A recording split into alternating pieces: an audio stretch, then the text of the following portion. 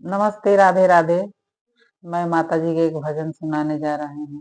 अगर भजन अच्छा लगे तो लाइक कीजिएगा, सब्सक्राइब कीजिएगा और शेयर कीजिएगा। हाथवा में लेके कटरिया गजब कई दिहलू ए मैया। हाथवा में लेके कटरिया गजब कई दिहलू ए मैया। तोहरा दुआरे मैया अन्हरा पुकारे, तोहरा दुआरे मैया अन्हरा पुकारे। अन्हरा के आँख दे दिहलू गजब कई दिहलू ए मैया। गजब कई दिहलू ए मैया।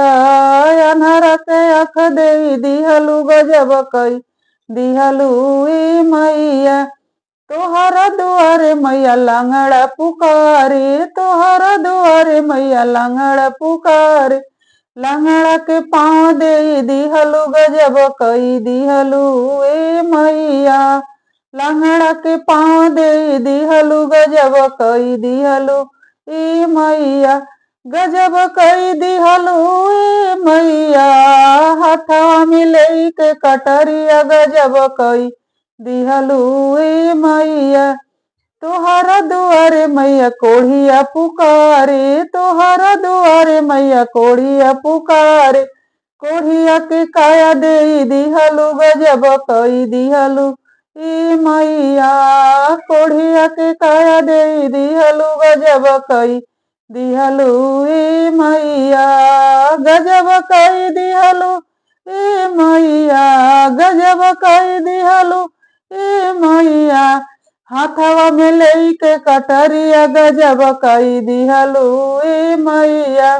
तोहरा दुआरे मैया नीरधन पुकारे, तोहरा दुआरे मैया नीरधन पुकारे। नीरधन के धन दे दिहलू गजब कई दिहलू ए मैया। नीरधन के धन दे दिहलू गजब कई दिहलू ए मैया। गजब कई दिहलू ए मैया। गजब कई दिहलू ए मैया। हाथवा में लेके कटरिया गजब कई दिहलू ए मैया। तोहरा दुआरे एक बझिनी पुकारे, तोहरा दुआरे एक बझिनी पुकारे। बझिनी की गोद भरी दिहलू गजब कई दिहलू ए मैया। बझनी की गोद भरी दिहलू गजब कई दिहलू ए मैया। गजब कई दिहलू ए मैया। गजब कई दिहलू ए मैया। हाथवा में लेके कटरिया गजब कई दिहलू ए मैया। हाथवा में लेके कटरिया गजब कई दिहलू ए मैया।